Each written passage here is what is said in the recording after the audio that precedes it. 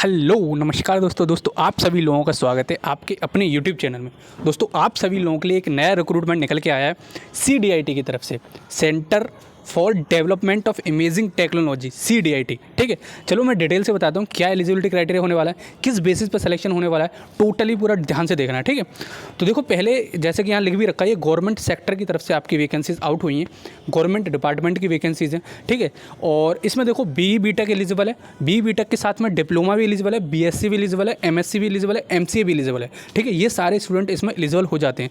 अब देखो मैं ब्रांच स्पेसिफिक बात बताऊँ कि कौन सी ब्रांच इसमें एलिजिबल होने वाली है। तो देखो BE-BTech में अगर आपके पास में कंप्यूटर साइंस और IT है तो आपके लिए बहुत ज़्यादा पोस्ट है, और रिमेनिंग ब्रांचेस जो कॉमन होती हैं सबके लिए वो भी एलिजिबल हैं, जैसे कि मैकेनिकल, इलेक्ट्रिकल सारी, उसमें BE-BTech लिख रखा है तो उसमें सारी ब्रांचेस डाल सकते हैं, लेकिन वैकेंसी ज़्यादा नहीं है उसमें।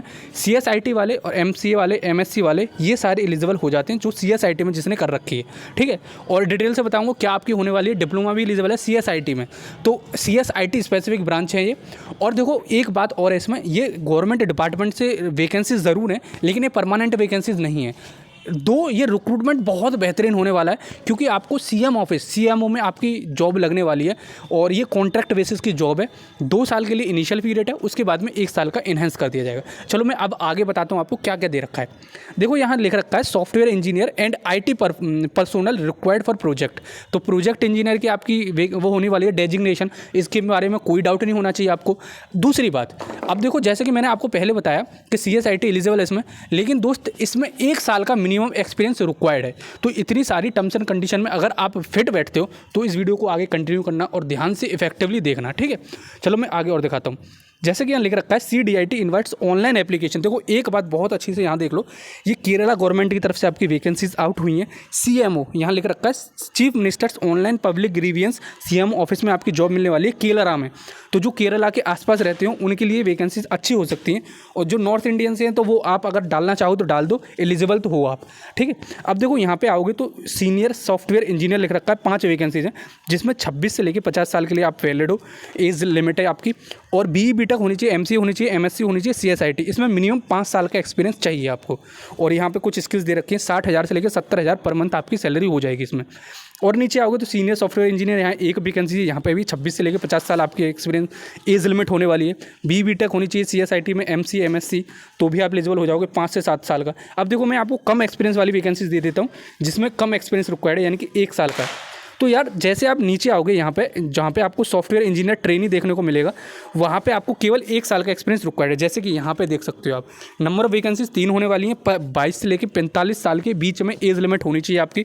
BE-BTech CSIT मिनिमम 1 साल का एक्सपीरियंस रिक्वायर्ड है। ठीक है, अब कॉमन वैकेंसी देखो 3 साल का डिप्लोमा वाली, ये वाली वैकेंसी है जिसमें 15 वैकेंसीज हैं, 2000 से लेकर 2500। अब देखो यार कोई TCS में वर्क कर रहा हो, 1 साल का एक्सपीरियंस हो गया उसको, उसके लिए बहुत बेहतरीन हो जाएगी, क्योंकि वहाँ पे आपको 30,000 22,000 से लेकर 30,000 के बीच में सैलरी मिलती है। तो आपको 1 साल के बाद में यहाँ 44,000 से लेकर 55,000 के बीच में सैलरी मिलना स्टार्ट हो जाएगा।